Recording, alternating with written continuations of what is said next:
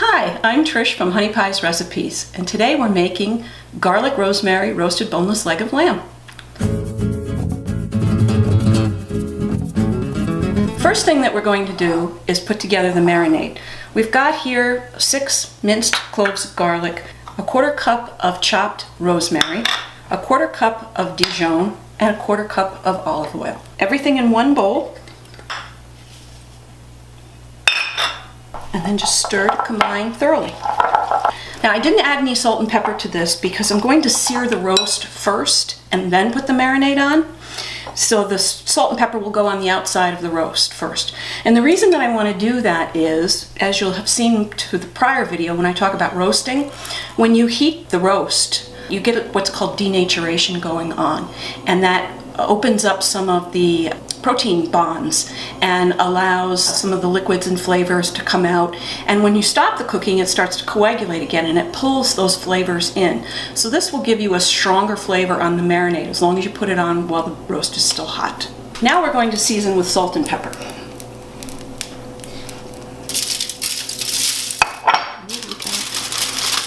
Oh, we got a little emergency here. All right.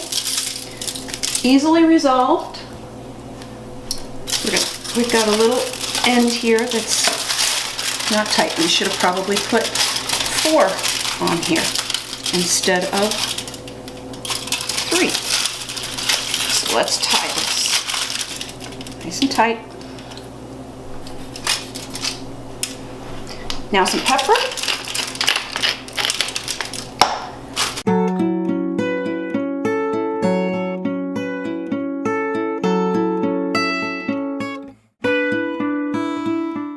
I'm going to add a little bit of oil, maybe a tablespoon. Swirl that around. Nice and hot. We've got our roast here. Put the fat side down first and let that go for 2 to 3 minutes to sear the outside.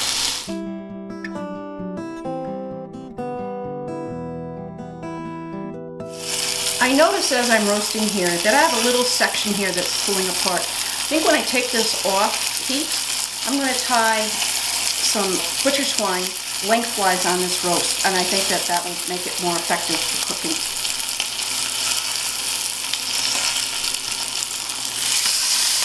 Alright, that's starting to brown, as you can see. Alright, we're going to turn it on its side.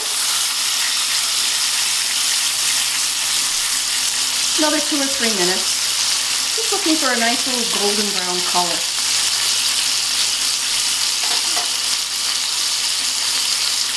Let's give this another little turn.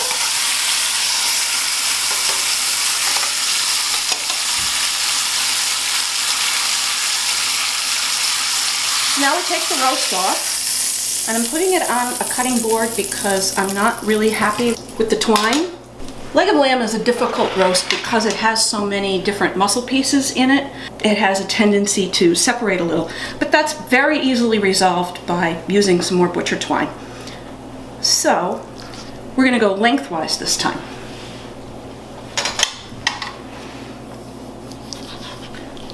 Just to snuggle that right together.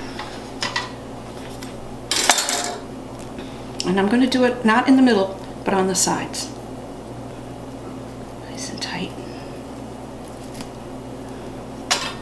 I cut these ends off because I'm putting a marinade on and I don't want the little strings to get in the way. Never worry, most things can be fixed. Things that go wrong can be fixed. So don't get upset. Just go back and look at it and think, oh, if I tie another one on, it'll be fine. See? See how nice and secure that is now?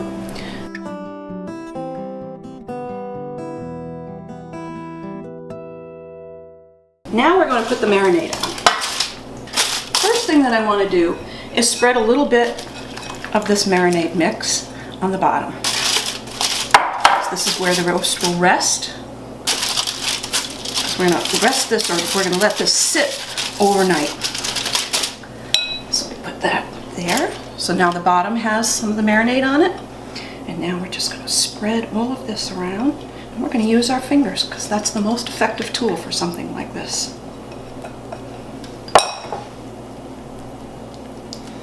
Into the little crevices all around. Another reason that I don't like to brown this particular marinade on the meat is because the garlic will burn in the pan while you're browning, and it doesn't taste very good. So we'll just put this on after, and then we're going to let it sit overnight. 4 hours at a minimum, but I generally prefer, if I have the time, I like for marinades to sit overnight, unless they're highly acidic. Then that kind of eats away at the meat too quickly. And that's it. We'll cover this. We're going to put it away overnight, and then tomorrow we're going to pop it in the oven and roast it. I've taken the lamb out of the refrigerator 2 hours ago.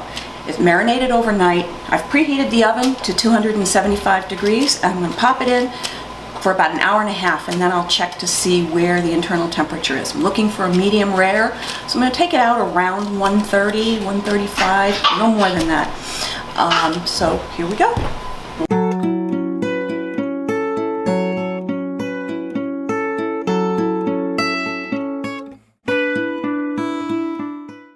Here's our delicious boneless leg of lamb with a rosemary garlic marinade on it. This is registering about 135 degrees for internal temperature, so it's going to be on the rare side. And we're going to let it rest for 20 minutes. Just going to temp this a little over the top, just to keep some of the heat in. It's a little chilly today.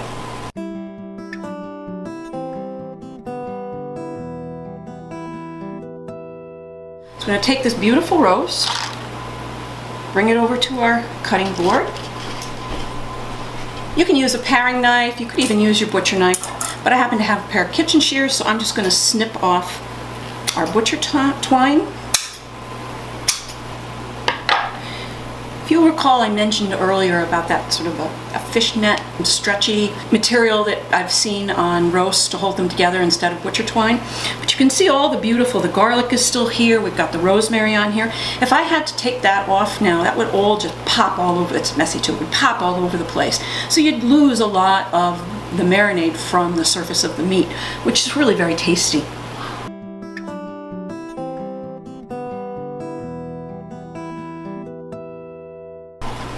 I'm fortunate to have a warming drawer, so I can keep my dishes and my platters and things in there, so I don't have to put my meat on a cold plate. What that does is it just absorbs the heat from the meat immediately, and then you end up eating cold food. If you don't have a warming drawer, and I didn't always have one, just put your oven on as low as it'll go. Some ovens will go to 180, and just pop your dish in just a few minutes before you're going to use it.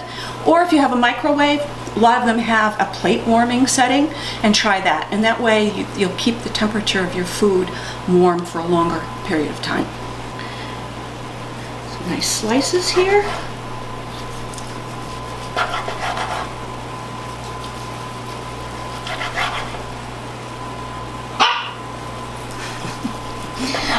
Lacey wants some. She can smell that lamb.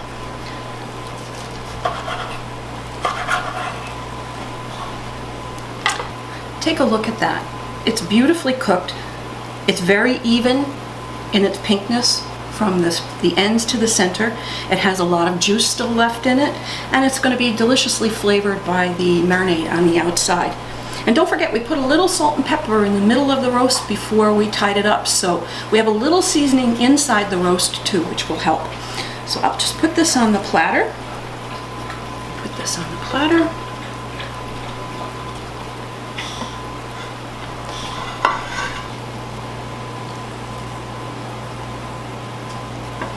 Now, if you'll notice the difference in the end pieces, this end is a little more well done.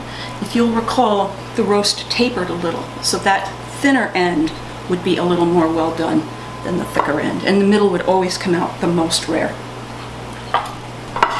And then just to add a little bit of decoration to the plate, let's use some of our beautiful sprigs of rosemary.